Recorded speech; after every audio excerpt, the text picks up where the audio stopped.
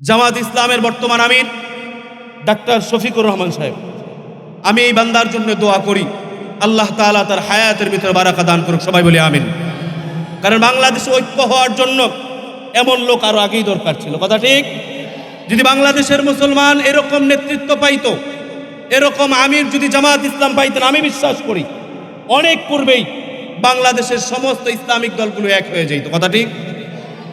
এমন একটা বান্দা যার ভিতরে অহংকারের ছিটাফোঁটা আমি দেখি। আমি কিন্তু আবার বললেন না যে জামাত ইসলামের দালাল, আমি জামাত ইসলামের লোক না। আমার কাছে ভালো লাগছে বিদায় আমি বলতে, আমার কাছে ভালো লাগছে, ভালো লাগতেই তো পারে ভাই, কথা ঠিক না? আমার কাছে ভালো লাগছে। আমি দেখলাম গত 2-3 দিন আগে হঠাৎ করে চরমনাইয়ের দরবার থেকে, চরমনাইয়ের মাদ্রাসা থেকে লাইভ চলতেছে যে ডাক্তার শফিকুর রহমান সাহেব যাবেন ওইখানে। আমি বললাম মাশাআল্লাহ, এই ধরনের লোক তো দাওয়াত নেওয়া দেওয়া যায় না, দাওয়াত দিয়েও নেওয়া যায় না। হঠাৎ করে দেখলাম আল্লাহর বান্দা ওইখানে উপস্থিত, এবং আমাদের আমির ইসলামী আন্দোলন বাংলাদেশের আমির, তিনি পাশাপাশি বসা, একজন এক পাশে বসে আরেকজন আরেক পাশে বসে, কত সুন্দর একজন আরেকজনের সাথে হাসি দিয়ে কথা বলতেছে।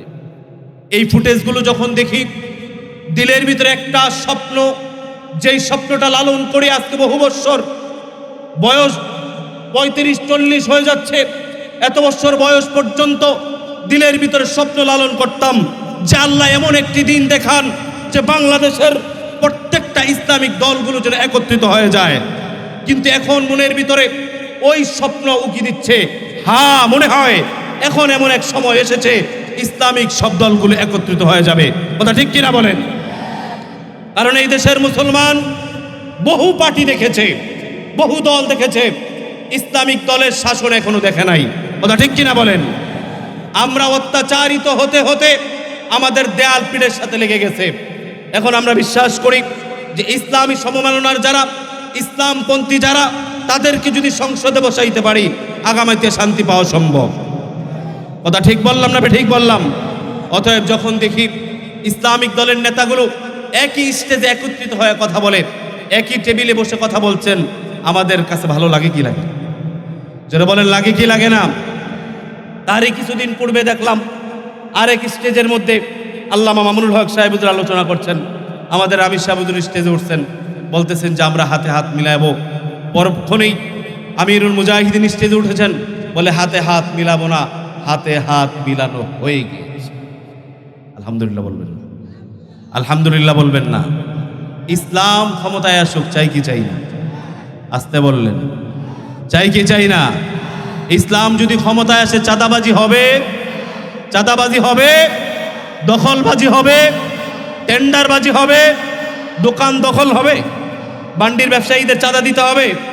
আমি বিশ্বাস করি যদি ইসলামিক কোনো লোক ক্ষমতায় বসে, কমসে কম বান্টির মানুষের চাঁদা দিতে হবে না, কথা ঠিক না ঠিক? কারণ চাঁদা দিতে দিতে ভাই শেষ হয়ে গেছে, আর দিবার চাই না। অতএব সামনে ইসলামের পক্ষে থাকবেন তো? থাকবেন তো? কে কে থাকবেন? দুইটা হাত দেখি তো ইনশাআল্লাহ। নারায়ে তাকবীর, নারায়ে তাকবীর, আল কোরআনের আলো, আল হাদিসের আলো, সারা বিশ্বের মুসলিম ইসলামের শত্রুরা, নারায়ে তাকবীর। আল্লাহ রাসূল সাল্লাল্লাহু আলাইহি ওয়াসাল্লাম যখন রাত্রিবেলা তাহাজ্জুদে দাঁড়াইতেন, সূরার তেলাওয়াত শুরু করে দিতেন, মক্কার ইহুদিরা আল্লাহ রাসূলের ঘরের পাশে ঘুর ঘুর ঘুর ঘুর করতেন আর তেলাওয়াত শুনতেন। আল্লাহ রাসূল যখন তেলাওয়াত শুনে, তেলাওয়াত করে, মক্কার ইহুদিরা ঘরের পাশে ঘুরে, শুধু ছোটরাই নয়, লিডাররাও আসে, মিস্টার আবু জাহেলও আসে আল্লাহ রাসূলের তেলাওয়াত শুনে। কিন্তু আবু জাহেলের একটা রিচার্জ হলো, সে দেখতেছে যেই মুহাম্মদের তেলাওয়াত শুনে সেই কেমন জানি মুহাম্মদের কাছে গায়েল হয়ে যায়, যে সেই মুহাম্মদের কাছে ইমপ্রেস হয়ে হাতে হাত রেখে কালেমা পড়ে, সুবহানাল্লাহ। কারণ মুহাম্মদের তেলাওয়াত যে শুনতে মুজিজা দান করেছেন কে? জোরে বলেন কে? আল্লাহ এমন এক মুজিজা দিয়েছেন যে মুজিজা যারাই শোনে তারাই বলে হাতে হাত রাখে আর বলে কালেমা পড়ায় দেন। আবু জাহেল চিন্তা করলো ব্যাপার কি, এটাকে বন্ধ করতে হবে, মুহাম্মদের কাছে যাইতে দেওয়া যাবে না। আচ্ছা বলেন তো দেখি, আল্লাহ যাকে কবুল করে দুনিয়ার কেউ তাকে ফিরায় রাখতে পারে? দুনিয়ার কেউ ফিরায় রাখতে পারে? কেউ পারে না, কেউ পারে না। যেটাকে আল্লাহ উপরে উঠায় দেয় দুনিয়ার কেউ ডাবাইতে পারে? কেউ ডাবাইতে পারে। আবু জাহিল্লা গ্রুপ নিয়ে চক্রান্ত শুরু করলেন যে মুহাম্মদের কাছ থেকে মানুষগুলোকে ফিরায় আনতে হবে। মক্কার ভিতরে তৎকালীন সময় সবচেয়ে বড় কবি ছিল আরেকজন, তুফাইল রাদিয়াল্লাহু তাআলা আনহু। তুফাইলকে ডাকলেন। ও তুফাইল, তখন তিনি কালেমা পড়েন নাই।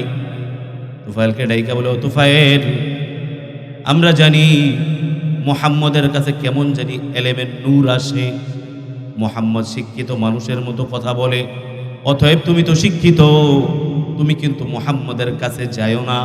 যদি তুমি মুহাম্মদের কাছে যাও, মুহাম্মদ কেমন জানি কবিতা বলে, কবিতা বলে বলে তোমাকে ইমপ্রেস করে ফেলবে, তোমাকে কালেমা পড়ায় ফেলবে, তুমি মুহাম্মদের কাছে যাও।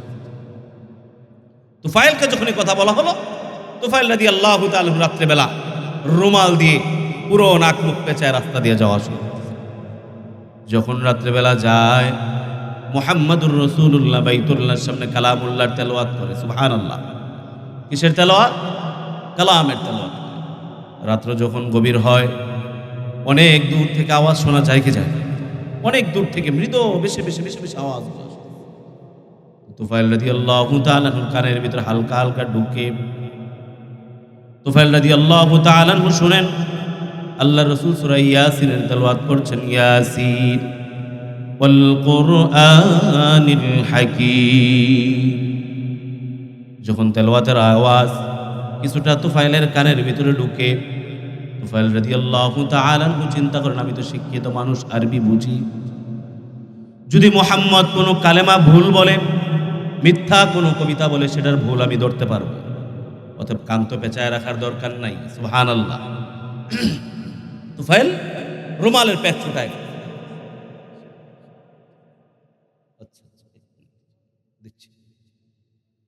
তুফাইল রাদিয়াল্লাহু তাআলা রুমাল যে পেঁচানো, আস্তে করে রুমাল খুলে আল্লাহ রসুলের তেলাওয়াত কানের ভিতরে ঢোকা শুরু করছে। তুফাইলের দিলের ভিতরে কেমন জানি জালজালা শুরু হয়ে গেছে, কোরআনের মোহাব্বত দিলে ঢোকা শুরু করছে। সুবহানাল্লাহ। কোরআনের মোহাব্বত দিলের ভিতরে ঢুকে তুফাইল দৌড় শুরু করছে। বলে, কে রে? এই বাণী তো কোনো সাধারণ মানুষের বাণী নয়, যেই কথা মুহাম্মদ বলছে, যেই তেলাওয়াত করছে, সেটা কোনো দুনিয়ার মানুষের কালাম নয়। সত্যি এই কালাম যিনি বানিয়েছেন তিনি আর কেউ নয়, তিনি পৃথিবীর সৃষ্টিকর্তা। যেই কালাম দুনিয়ার কেউ বানায় নাই, নিশ্চয়ই এই কালাম এমন একজন বানিয়েছেন যিনি তোমাকে, আমাকে, আসমান আর জমিনকে সৃষ্টি করেছে। দৌড়াইতে দৌড়াইতে দৌড়াইতে দৌড়াইতে বাইতুল্লাহর সামনে গিয়ে দাঁড়ায় গেছে। মুহাম্মাদুর রাসূলুল্লাহ নামাজে দাঁড়াইছে। 2 রাকাত নামাজের মধ্যে সূরা ইয়াসিনের পুরা তেলাওয়াত শেষ করতে। সুবহানাল্লাহ। তুফাইল বৈশা রইছে, কখন মুহাম্মাদুর রাসূলুল্লাহ নামাজ শেষ করবে। নামাজ শেষ হয়েছে, মুহাম্মাদুর রাসূলুল্লাহর দিকে তাকায় রইছে। তাকায় চিন্তা করে, আহারে আবু জাহেল, তুই তো বুঝলি না, এত সুন্দর মানুষ তো কখনো মিথ্যা বলতে পারে? মুহাম্মাদুর রাসূলুল্লাহর হাত ধরছে, বলে, ওগো নবী, আপনার ব্যাপারে আবু জাহেল অনেক মিথ্যা বলেছে। মিথ্যা আমি শুনেছি, দূর থেকে গালিও দিয়েছি, দূর থেকে সমালোচনাও করেছি, কিন্তু এখন বিশ্বাস হয় আপনি মিথ্যা নবী হতেই পারেন না। সুবহানাল্লাহ। আসতে বলেছে, আপনি মিথ্যা হতেই পারেন না। আপনার হাতে হাত রাখলাম, আমাকে পড়ায় দেন লা ইলাহা ইল্লাল্লাহু মুহাম্মাদুর রাসূলুল্লাহ। যোগে যোগে মুসলমানদের বিরুদ্ধে চক্রান্ত হয়েছে কি হয় নাই? আসতে বলে, আগে হয়েছে, এখনো হচ্ছে। কথা বলেন ঠিক না বেঠিক? আমরা দেখেছি যখনই ইসলাম কিছুটা জাগরণের সাথে অগ্রসর হতে চেয়েছে, তখনই কিছু দল লোকেরা ইসলামকে নিয়ে নানাবিধি চক্রান্ত শুরু করেছে। কথা বলে ঠিক কিনা? এই যে আমাদের নেতা সাহেব বলে গেলেন যে আগে কোনো এক সময় মাহফিলে হাজার হাজার লোক হইতো, এখন হয় না। আমি বলি যে না, আগে হইতো, এখনো মাহফিলে লোক হয়। কথা বলেন। আগের মানুষ 16 বৎসর যাবত ভালোবাসা দেখাইতে পারে নাই। কথা ঠিক? আসতে বলে, উচ্চ স্বরে বলেন, কথা ঠিক না বেঠিক? এখন এই 5 আগস্টের পরে আমরা দেখি যে যেই মুসলমানগুলোকে আমরা মনে করতাম যে তারা ইসলাম থেকে অনেকটা দূরে সরে গিয়েছে, কিন্তু দেখি না, এখন বোঝা যাচ্ছে যে তোমরা যারা 16 বৎসর পর্যন্ত মুসলমানদেরকে কুরআন থেকে, আলেম থেকে দূরে সরাইতে চেয়েছো, তারাই দূরে সরে গিয়েছো। কথা বলেন ঠিক না বেঠিক? যে আল্লাহ তাদেরকে এমন ভাবে দূরে সরিয়েছেন যে গাড়িতে চড়ে হেঁটেও দেশ ছাড়তে পারে নাই। কথা ঠিক না বেঠিক? অতএব এই ভর মজলিস থেকে এটাই জানিয়ে দিতে চাই যে এই দেশ মুসলমানের দেশ, এই দেশ ইসলামের দেশ, এই দেশের যুবক ইসলামকে ভালোবাসে। কথা ঠিক না বেঠিক? শুধু চক্রান্ত কইরা মুসলমানদেরকে ইসলাম থেকে একটু দূরে সরাই দিতে চায়। কথা ঠিক বললাম না বেঠিক বললাম? বুকটা ভরে যায় তখনই যখন বিভিন্ন জায়গায় জায়গায়, রাস্তায় রাস্তায় দেখি যাদের মাথায় টুপি নাই, গায়ে পাঞ্জাবি নাই, তারাও মিছিল করছে নারায়ে তাকবীর, আল্লাহু আকবারের। যাদের বুকের ভিতরে লেখা I love Muhammad, I love Islam, যখন দেখি তখন চিন্তা করি, 16 বৎসর যাবত মাঠে ময়দানে বহু জায়গায় বহু আলোচনা হয়েছে। আমরা বলেছি বারবার, এমন একটি জেনারেশন চাই যারা ইসলামের জন্য জীবন দিতে প্রস্তুত, রাসূলের ভালোবাসায় জীবন দিতে প্রস্তুত। আজকে 16 বৎসর পর ওই জেনারেশনকে আল্লাহ আমাদেরকে দেখার তৌফিক দিয়েছেন। কথা বলেন ঠিক কি না? কিছুদিন পূর্বের ঘটনা, বরিশাল থেকে ঢাকায় ফিরছিলাম, বাস স্টেশনে দাঁড়ানো আমি, হঠাৎ করে দেখলাম প্রত্যেকে যেন নারায়ে তাকবীরের শব্দ ভেসে ভেসে আসছে। আমি চিন্তা করলাম ব্যাপার কি?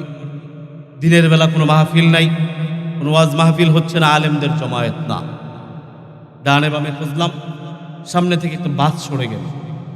তাকাই দেখি যে ছেলেগুলো স্কুলের পোশাক পরা, শার্ট পরা, প্যান্ট পরা, মাথায় টুপি নাই, কিন্তু প্রত্যেকটা ছেলের বুকের ভিতরে একটা করে কাগজ লাগানো, যেটার ভিতরে লেখা I love Muhammad, I love ইসলাম।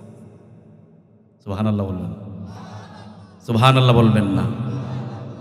আমরা তো আমাদের ছেলেরা ইসলামের পক্ষে গেলে তাদেরকে ইসলাম থেকে দূরে সরাই দিতে চাই। কথা ঠিক না বেঠিক? এখন বললেন হুজুর এটা কেমন কথা বললেন? আমি বলি আমার এলাকার যুবক, আমার বাংলাদেশের যুবক ভালো, আপনারা মুরব্বীগুলা ভালো। কারণ দেখছি যেই ছেলেটা আলেমদের সাথে সম্পর্ক করেছে, তারে আমরা চেষ্টা করি আলেমদের থেকে দূরে সরায় না। কথা ঠিক বলিনি? এমন করছে না বহু? কিন্তু আপনার উচিত ছিল, আপনার যেই ছেলেটা আলেমদের সাথে সম্পর্ক করেছে, আলেমদের সাথে মহাব্বত গড়ে তুলেছে, তাকে বেশি থেকে বেশি আদর যত্ন করা, আলেমদের সাথে মহাব্বত রাখবার জন্যে তাকে বেশি বেশি তাগিদ দেওয়া। কথা বলেন ঠিক কিনা? এই যে ভাইজান বললেন যে আমরা এমন একটি সমাজ গড়তে চাই যেই সমাজের ভিতরে মাদক থাকবে না, কিন্তু আমরা দেখি যে কেমন জানি হয়ে গিয়েছে, পাড়ায় পাড়ায়, মহল্লায় মহল্লায় মাদক দ্বারা ভরে গিয়েছে। কথা ঠিক কিনা বলেন? যদি এই মাদক থেকে সন্তানগুলোকে দূরে সরাইতে হয়, প্রথমত যেটা করতে হবে, সন্তানগুলোকে আলেমদের নিসবতে দিতে হবে, আলেমদের কাছে বসাইতে হবে। কথা ঠিক কিনা বলেন? আমি যতই বই পুস্তক পড়াই, যত কিছুই বলি, সন্তান মাদক থেকে ফিরবে না যদি সন্তানকে আলেমদের কাছাকাছি না আনা যায়। কথা ঠিক বললাম না বেঠিক বললাম?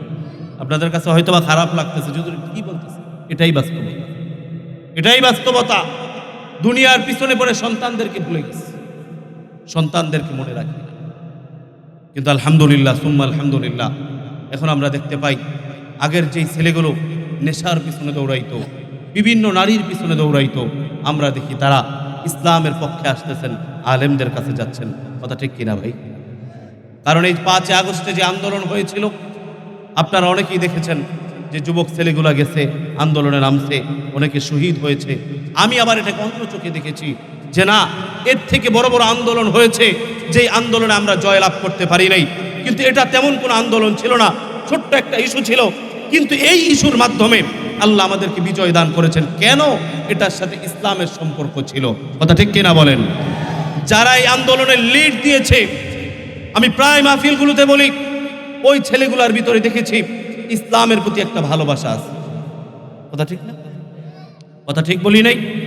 আজকে তো মানুষ ক্ষমতা পাইলে বিভিন্ন জায়গায় গিয়ে উল্টাপাল্টা শুরু করে, মানুষের উপর হুমকি ধমকি দেওয়া শুরু করে।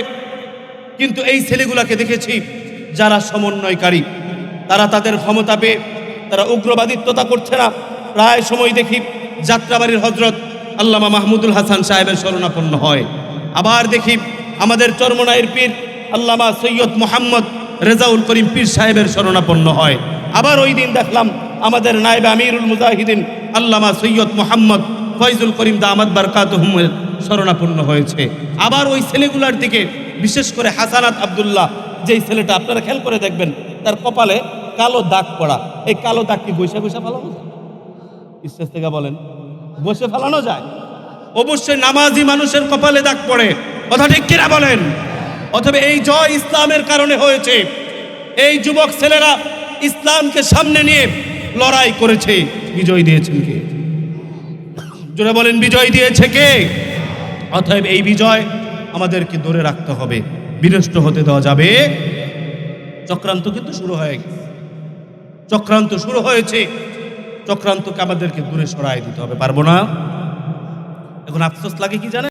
তো 16 বছর কথা বলতে পারিনি, এখন কথা বলতে দিবেন না? আসতে বলেন, তো জোরে কর না। দিবেন কি দিবেন না? তো বিভিন্ন জায়গায় আবার বাধাও দেন আপনারা। হ্যাঁ, ব্যাপারটা কি?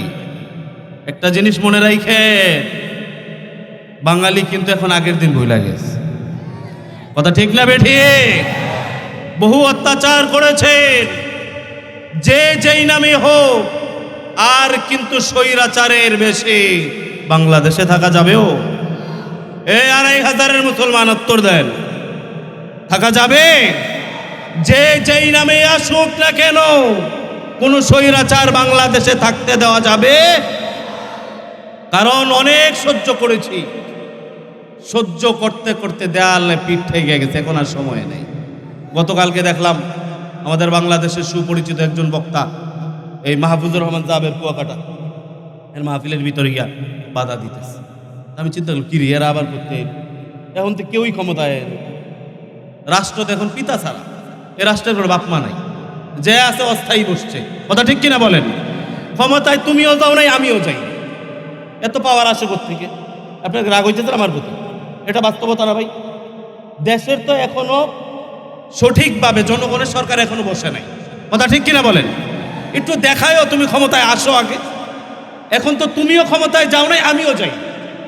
এত পাওয়ার দেখানোর মানিটা কি? কথা ঠিক না ঠিক? এখন কিন্তু মুসলমান লাঠি ধরতে শিখছে। কথা ঠিক নেই? লাঠি ধরতে পারবেন না। যেখানেই যেই মাহফিলে দেখবেন এরকম স্বৈরাচার দাঁড়ায় গেছে, লাঠি ধরতে পারবেন না। এই যে স্বৈরাচার 16 বছর ছিল, তারা যেই মুসলমান তারাইতে পারছে, যারা এখনো আসে নাই, যদি স্বৈরাচারের ভূমিকায় আসে তারাইতে পারবেন না? যারা বলবেন পারবেন কি পারবেন না? পারবো ইনশা। কারণ আমাদের বিজয় আরো সামনে। এতদিন একটা কথা ছিল যে হুজুররা এক হয় না, আছিল না? কিন্তু আলহামদুলিল্লাহ এখন কিন্তু দেখতে পাচ্ছি আলেমরা আস্তে আস্তে এক হওয়া শুরু করছে। আলহামদুলিল্লাহ বলেন, আলহামদুলিল্লাহ বলেন। আর এই গত 2-3 দিন আগের গরম খবর, যেই দলের লোকেরা ভুলবশত, বাইরে ইচ্ছায় বলে নাই, আমি বিশ্বাস করি জামাত ইসলাম বাংলাদেশ, যেই দলের প্রত্যেকটা কর্মী শিক্ষিত, আমি মনে প্রাণে বিশ্বাস করি। কথা ঠিক না বেঠিক? একদম ছোট থেকে নিয়ে উপর মহল পর্যন্ত আমার চোখের কথা, প্রত্যেকটা লোক শিক্ষিত, একটা অশিক্ষিত লোক পাবেন না। আলহামদুলিল্লাহ বলেন। তো শিক্ষিত মানুষের গবেষণা অন্যরকম হতেই পারে, স্বাভাবিক। তা আমরা দেখতাম, আমাদের মনে একটু দুঃখ লাগতো মাঝে মাঝে যে আমরা যেই দলটা করি, মাঝে মাঝে ওই দল নিয়ে বিভিন্ন সময় বিভিন্ন সমালোচনা করত।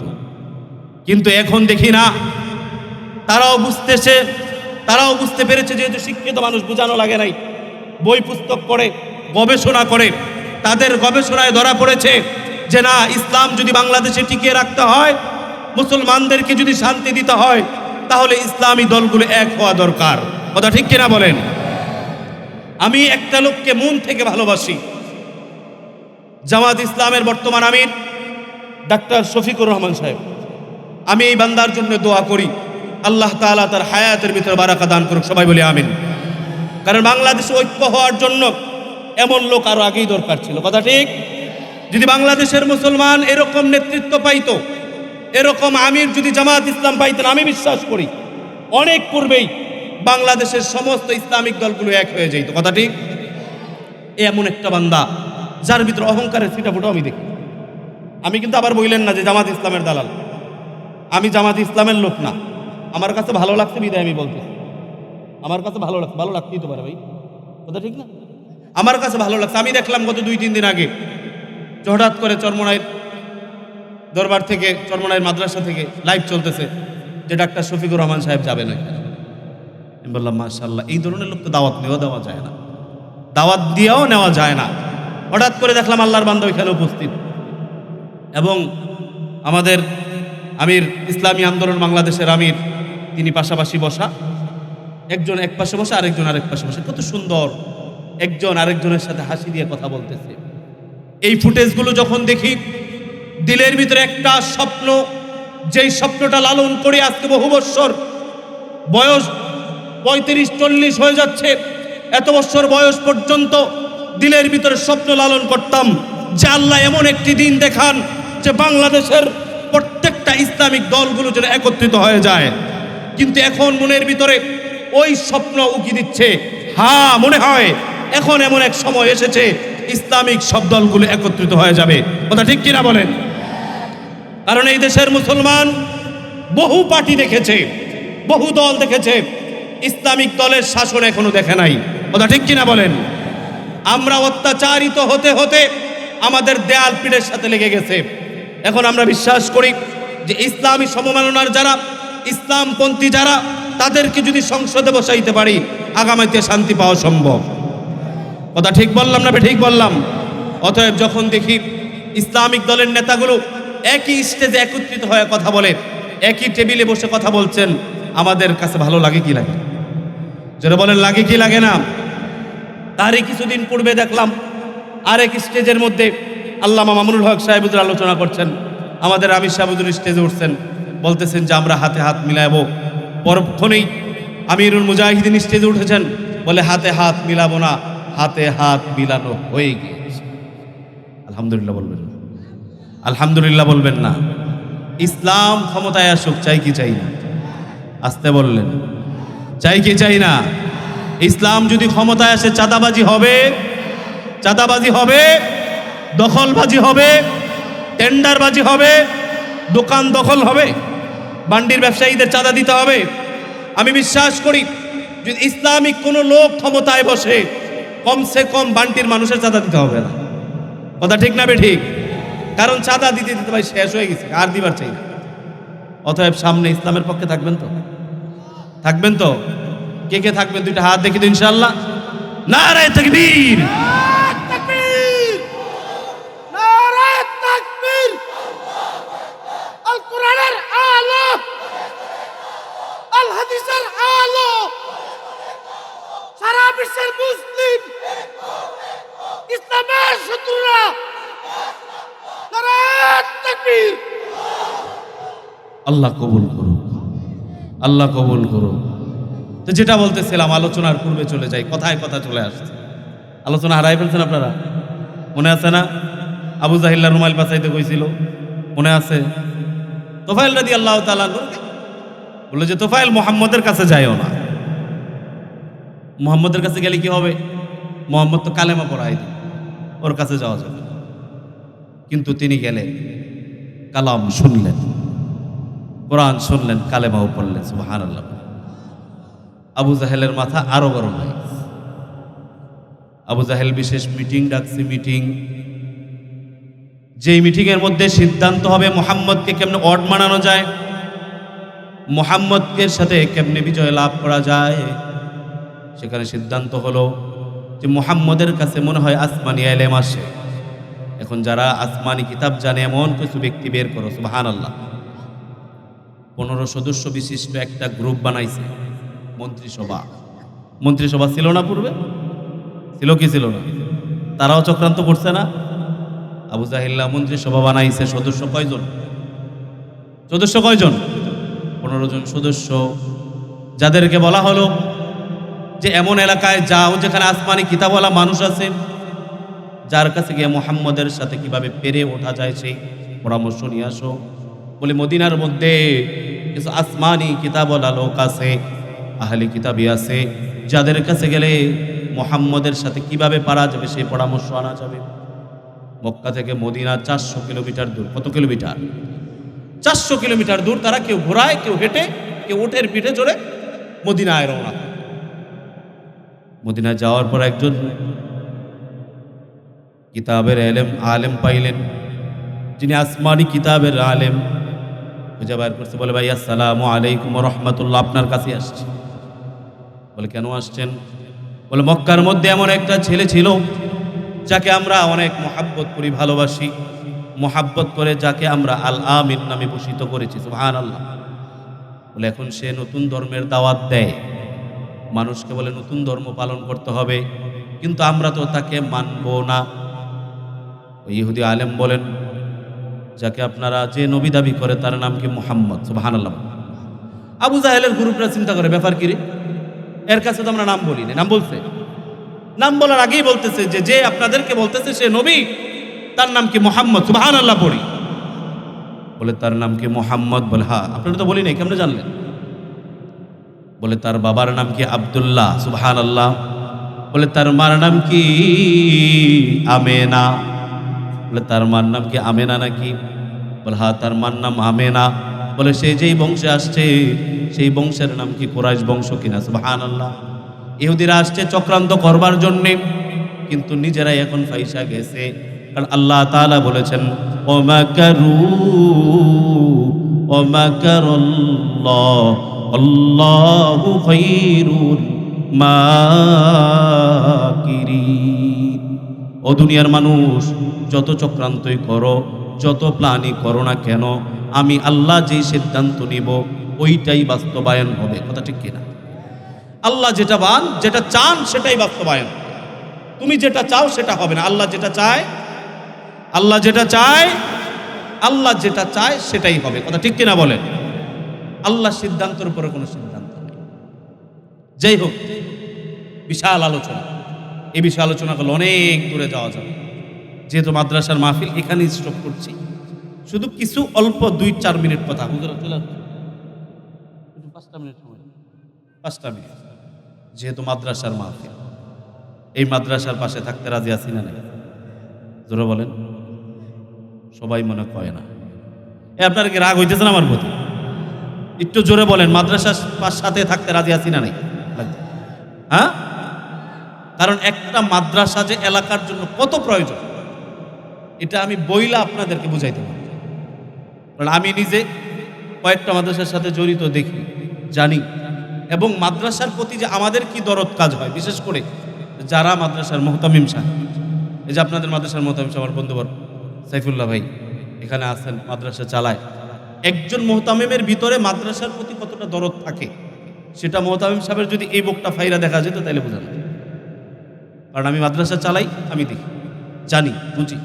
এখন বলবেন যে এত মহাব্বত আশা করতে কামনা করো। আসার একটা কারণ আছে। যখন রাত্রেবেলা মাদ্রাসায় ফিরি, রাত্রে 2টা, 3টা, 4টায়, প্রায় রাত্রে 3:30, 4টায় মাদ্রাসায় ঢুকি। গতকালকে মাদ্রাসায় ঘুমাইলাম প্রায় 2টার পর, তার আগের দিন এরকম 3টায় ঘুমাইছি। তো প্রায় সময় না, রাত্রেবেলা যখন রুম থেকে বের হই, উজু করার জন্য বাহিরে যাই, তো মসজিদের ভিতরে দেখি যে ছেলেগুলার এখনো গুনাহ লেখা শুরু, ওই ছেলেগুলোও নামাজে দাঁড়ায় গেছে। নামাজে দাঁড়ায় আল্লাহকে আল্লাহ বলে ডাকে, দোয়ার ভিতরে এলাকাবাসীর জন্যেও দোয়া করে। আর সর্বশেষ যখন দেখি হাত তুলে বলে, আল্লাহ, বড় হুজুর এত কষ্ট করে, মুহতামিম সাহেব কষ্ট করে, আল্লাহ তারা হায়াত দেন। আচ্ছা বলেন তো দেখি, আপনি যখন রাত্রে গভীরে দেখবেন কেউ আপনার জন্য হাত তুলে দোয়া করে, তার জন্য দরদ লাগবে না? জোরে বলেন লাগবে কি লাগবে না? এরকম বহু দেখেছি যে অনেক ছাত্রের কান্নাকাটি করে। আমি এমনও আমার চোখে দেখছি, নিজ চোখে, কোনো শোনা ঘটনা নয়। আমার মাদ্রাসার এক ছাত্র প্রায় 1 সপ্তাহ মাদ্রাসায় গোস্ত দিতে পারিনি। ছাত্র রাত্রেবেলা দোয়া করে, আল্লাহ, হুজুরে কোত্থেকে আনবে, হুজুরের পকেটেও টাকা নাই। ওগো আল্লাহ, আপনি যদি ভালো খাবারের ব্যবস্থা করেন তাতেও আলহামদুলিল্লাহ, আর যদি খারাপ খাওয়ান তাহলে আলহামদুলিল্লাহ। এই কথাগুলো ভাই যখন দোয়াটা শুনছি, বিশ্বাস করেন নিজে স্তব্ধ হয়ে গেছে। যে মাঝে মাঝে মনে চায় যে নিজের বাড়ির জায়গা জমি বেচাই নিলে ছাত্র। কারণ আমাদের আকাবিদদের সিস্টেমটা এরকম ছিল। দারুল উলুম দেওবন্দ যখন প্রথম প্রতিষ্ঠিত হয়, তো দারুল উলুম দেওবন্দের ভিতরে এরকম কাসেম নানুতুবি রহিমাহুল্লাহ তাআলা এই মাদ্রাসা প্রতিষ্ঠিত। এই মাদ্রাসাগুলোর নাম হলো কওমি মাদ্রাসা বা ইত্যাদি ইত্যাদি। কওম মানে জাতি, পুরো জাতিকে নিয়ে এই মাদ্রাসা পরিচালনা। কাসেম নানুতুবি প্রায় সময় এই মানুষের দাঁড়ে দাঁড়ে যায়।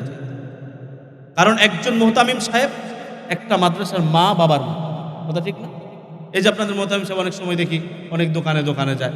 এখানে যে আপনাদের বাজার আব্দুর রশিদ ভাই, ওনার এখানে মাঝে মাঝে আমি আসি, তো দেখি গিয়ে এই সমস্যা ওই সমস্যা বলতে, এটা না বললেও পারতেন, তো বলেন। তো মুহতামিম সাহেব যারা, তারা এরকম করতে থাকেন। তা কাসেম নানুতুবি এরকম মানুষের কাছে যায়। একবার মাদ্রাসার ভিতরে খাবার নাই, পুরা মাদ্রাসা খাবার খায়, হুজুরদের বেতন নেই, মাসকে মাস হয়ে গেছে, ছাত্ররা খাবার পায় না। হুজুরের সামনে এসে বলে, হুজুর খাবার নাই। ওস্তাদজিরা বলে বেতনও নাই।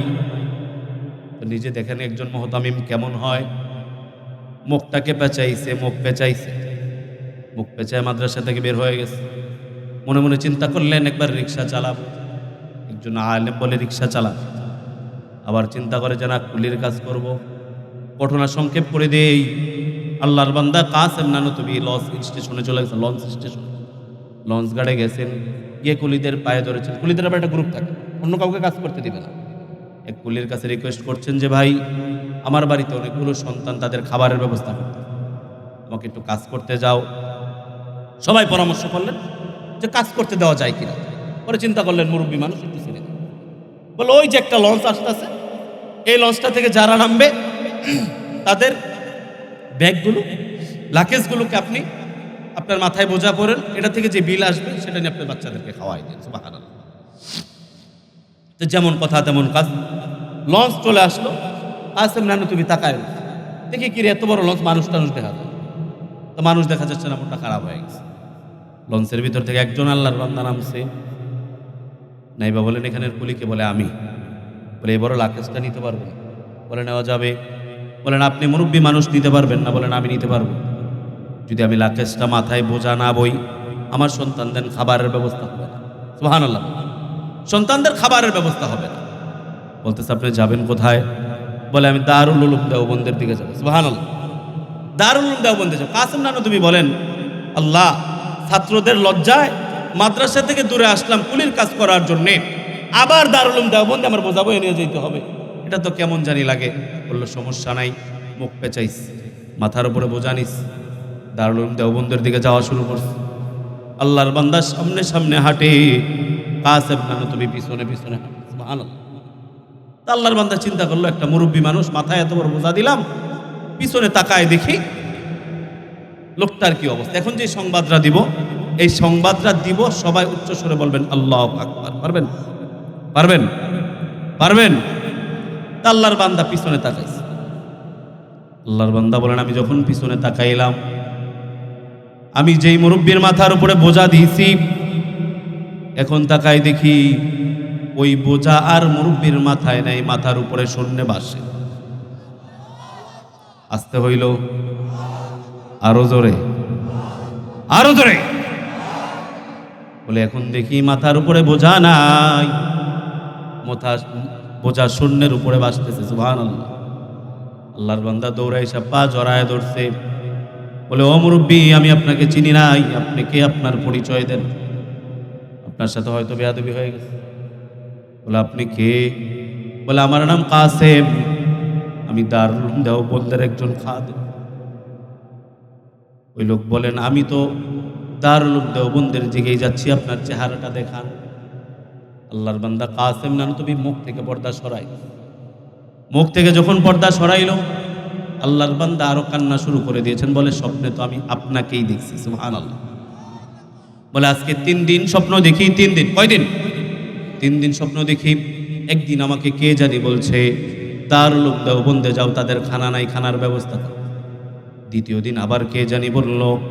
তৃতীয় দিন হঠাৎ করে দেখি মুহাম্মাদুর রাসূলুল্লাহ আমার বাড়িতে উপস্থিত। সুবহানাল্লাহ। আমার বাড়িতে এসে আমাকে বলছে এই যে ছবি নাও, তার নাম কাসেম, তার কাছে চাইবা ছাত্রদের জন্য কিছু খাবার দাবার টাকার ব্যবস্থা করে দিবা। যদি তুমি তাকে এটা পৌঁছায় দাও, আমি মুহাম্মদ ওয়াদা দিলাম তোমাকে আমার হাতে হাত রাইখা জান্নাতে ঢুকাই দিব। বলছেন মুহাম্মদ রাসূল। তো ওই লোক এই স্বপ্ন দেখা দারুল উলুম দেওবন্দের দিকে আসছে। কাসেম নানুতুবির কাছে যে 2টা লাকেজ ছিল পুরোটাই টাকা ভরা কাসেম নানুতুবির হাতে দিয়ে আল্লাহর বান্দা বিদায় হয়েছে। এখনো ওই মাদ্রাসার সিলসিলা হলো, আমাদের মাদ্রাসার নাম বান্টি নাদিয়াতুল কোরআন হাফিজিয়া মাদ্রাসা, ওই মাদ্রাসারই একটা সিলসিলা। যদি আমরা ওই মাদ্রাসার সাথে থাকি, আল্লাহর রাসূল বিশ্বাস করি আমাদেরকে শাফাআত করে জান্নাতে নিয়ে যাবেন। কথা ঠিক কিনা বলেন?